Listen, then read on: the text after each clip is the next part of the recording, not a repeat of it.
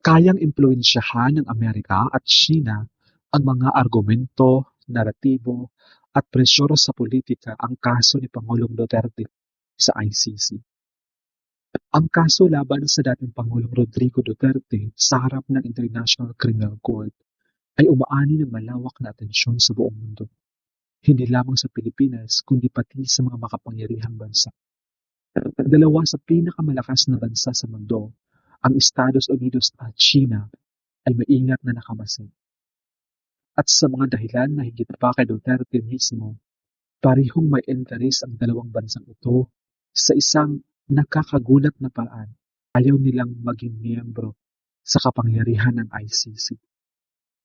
Bagamat madalas magbanggaan ng Estados Unidos at China sa halos bawat isyung geopolitical, may isang hindi komportableng pagkakapareho sila. Ipinipresenta ng Estados Unidos ang sarili nila bilang tagapagtanggol ng karapatang pantao, ngunit hindi pa ito kailanman sumali sa ICC. Ganon din ang China, ayaw nitong magkaroon ng anumang kinalaman sa ICC. Hindi ito kailanman sumali sa korte at mariin itong tinatanggihan ang anumang mekanismong pandaigdig na maaaring mag-usig sa kanilang mga opisyal ng Estado. Inuuna ng pamahalaang Amerika at Chino ang ganap na soberanya higit sa pandaigdigan. Kung ganito ang pag-iisip ng lider sa malalaking bansa, bakit ang atin sa Pilipinas ay hindi? Bakit binibenta ng mga lider ang sarili nating soberanya? Bakit bumalik tayo sa panahon na ibang lahi ang gustong maghusga sa atin? Nagpahiwatig ang China sa ICC na ayusin ang pag-usig kay Duterte na hindi dapat mahaluan ng politika. Ngunit alam natin kung ano na ang nangyari sa investigasyon.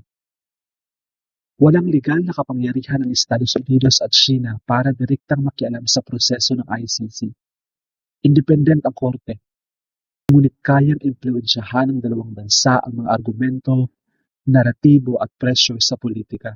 Ano ang pwede nilang gawin na makakatulong kay Pangulong Duterte? Maaari nilang questionin ang kredibilidad ng ICC. Ipunto ang isyu ng soberanya. I-frame ang kaso bilang pakikialam ng dayuhan. Hikayatin ang Pilipinas na huwag makipagtulungan, ngunit ang ideyang ito ay hindi na mangyayari dahil sinakop na ng kadiliman ang ating mga lider. Suportahan ang iba pang bansa, ang iba pang politiko na tutol sa pakikipag-ugnayan sa ICC.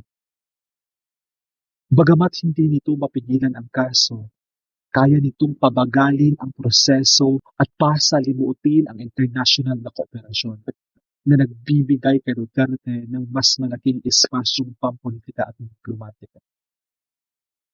Ngunit pahirap dahil nasa detention center na ng ICC ang ating mahal na Duterte. Kapag pareho ang mensaheng pinapalakas ng US at China na ang ICC ay umaabuso sa kapangyarihan o pinupolitika, lumalakas ang pagdududa ng mundo sa korte. Mahalaga ito dahil ang ICC ay umaasa hindi sa militar, kundi sa international na kooperasyon at tiwala ng publiko.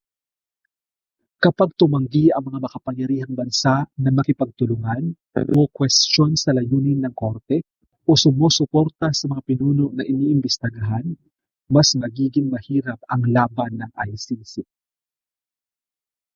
Si Duterte ay nagiging bahagi ng mas malawak na kwento. Ang tunggalian sa pagitan ng pandaigdigang pananagutan at sariling proteksyon ng malalakas na estado. Ang kaso ng ICC laban kay Rodrigo Duterte ay higit pa sa isang legal na proseso. Ito ay pagsubok kung gaano kalayo ang maaabot ng pandaigdig at hustisya. Sinabi na ni Duterte na hindi na siya naniniwalang makalabas pa sa ICC. Ito ay nagpapahinga ng kalaban. Sa pandaigdigang larong ito, si Duterte ay hindi lamang akusado.